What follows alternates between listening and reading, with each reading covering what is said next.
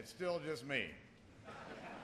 Madam Speaker, thank you for your kind words, and thank you for your service to this institution.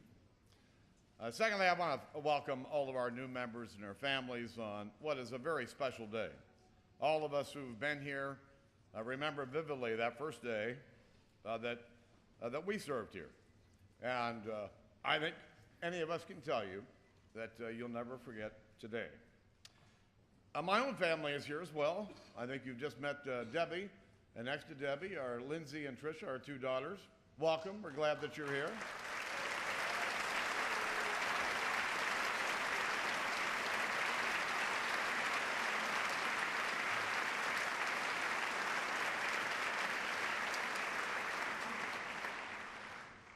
10 of my 11 brothers and sisters and sister-in-laws and brother-in-laws are here as well.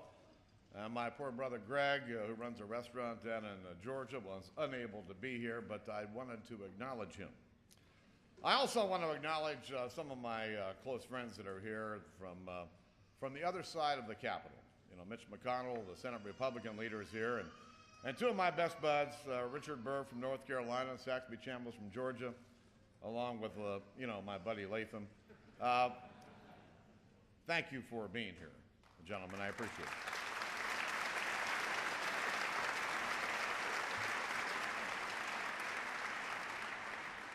I'm honored and humbled to represent a great, hardworking community in Congress. The peoples of Ohio's 8th Congressional District continue to afford me the privilege to serve, for which I am deeply grateful. We gather here today at a time of great challenges. Nearly 1 in 10 of our neighbors is out of work. Healthcare costs are still rising for American families. Our spending has caught up with us, and our debt soon will eclipse the entire size of our national economy. Hard work and tough decisions will be required of the 112th Congress. No longer can we fall short. No longer can we kick the can down the road. The people voted to end business as usual, and today we begin to carry out their instructions.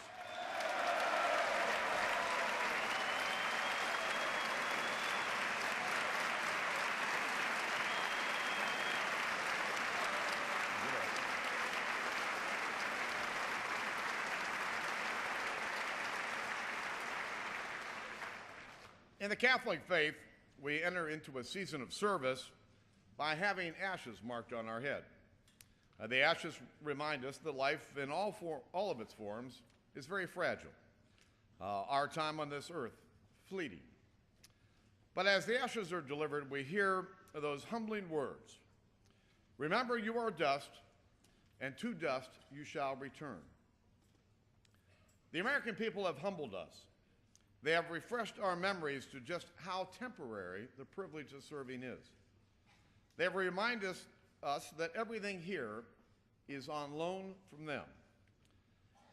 That includes this gavel, which I accept cheerfully and gratefully, knowing that I am but its caretaker. After all, this is the people's house.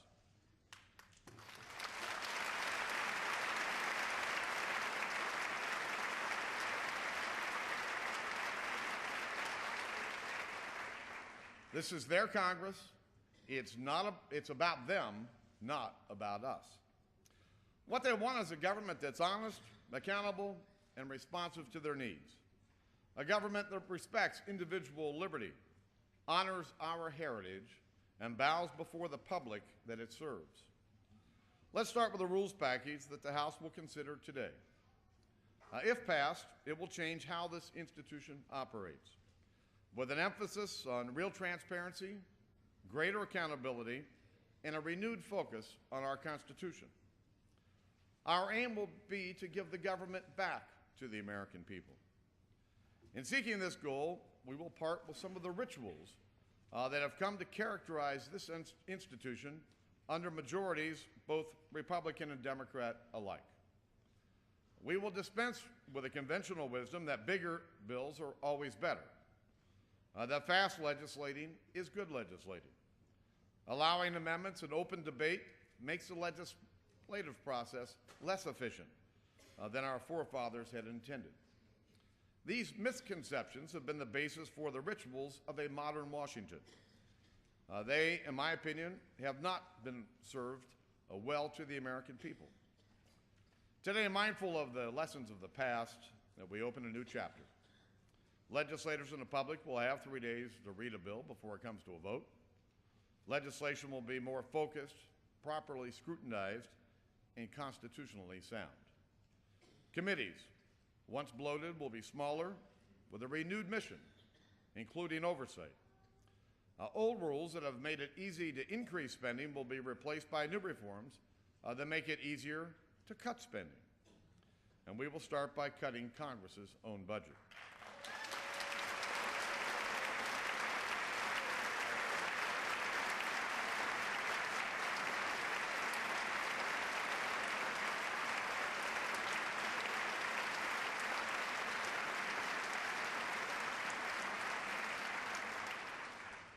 But above all else, we will welcome the battle of ideas, encourage it, engage it openly, honestly, and respectfully.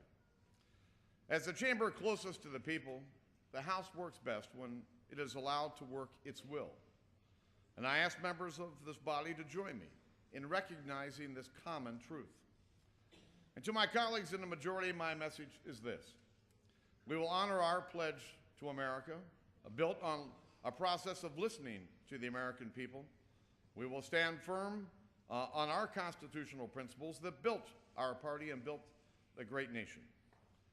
We will do these things, however, in a manner that restores and respects the time-honored right of the minority to an honest debate, a fair and open process. And to my friends in the minority, I offer a commitment: openness. Once a tradition of this institution, but increasingly scarce in recent decades, will be the new standard. There were no open rules in the House in the last Congress. In this one, there will be many. And with restored openness, however, come a restored responsibility. You will not have the right to willfully disrupt the proceedings of the People's House. But you will always have the right to a robust debate in an open process that allows you to represent your constituents, to make your case, offer alternatives, and be heard.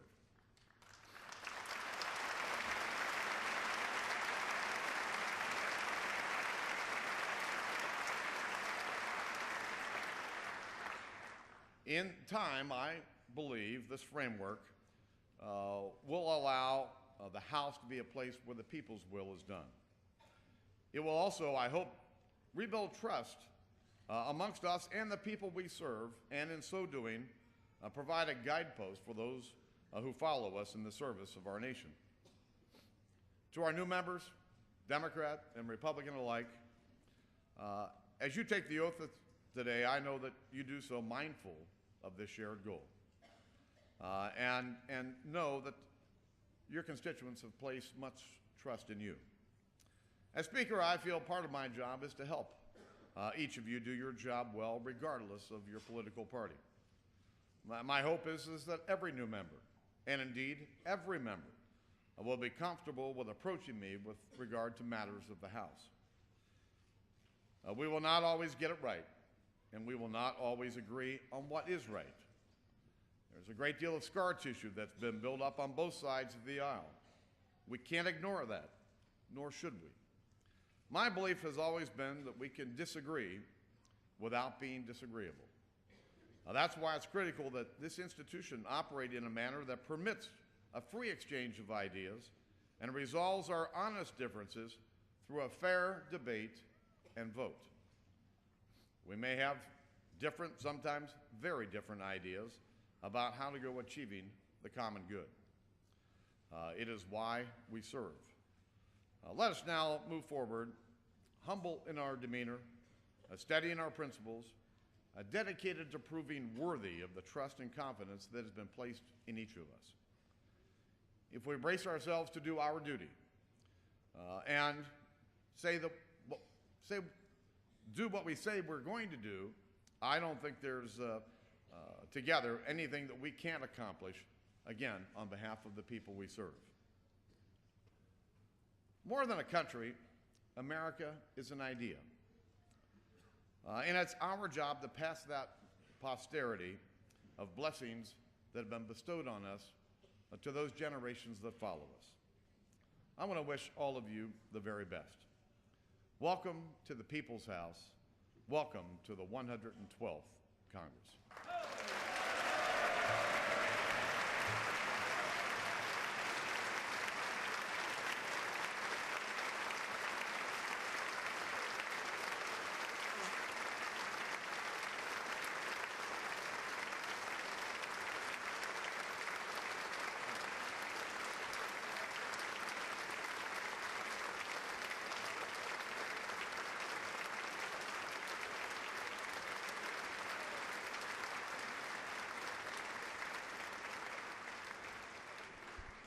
I am now ready to take the oath of office. I ask the Dean of the House, the Honorable John Dingell of Michigan, to administer the oath of office. I thank you. If the gentleman from Ohio will please raise his right hand. Do you solemnly swear or affirm that you will support and defend the Constitution of the United States against all enemies, foreign and domestic, that you will bear true faith and allegiance to the same, that you take this obligation freely without any mental reservation or purpose of evasion, and that you will well and faithfully discharge the duties of the office on which you are about to enter, so help you God. I do. Congratulations, Mr. Speaker.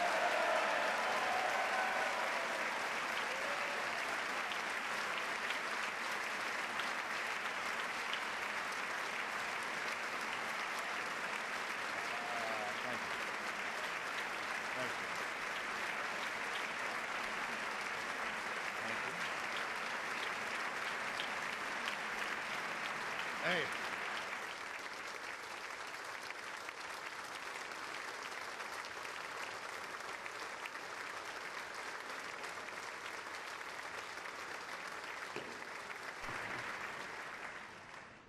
According to precedent, the chair will swear in members-elect en masse. The members-elect will rise, and the chair will now administer the oath of office. If all members could raise their right hands. Do you solemnly swear that you will support and defend the Constitution of the United States against all enemies, foreign and domestic, that you will bear true faith and allegiance to the same, that you take this obligation freely without any mental reservation or purpose of evasion, that you will well and faithfully discharge the duties of your office on which you are about to enter, so help you God? Congratulations.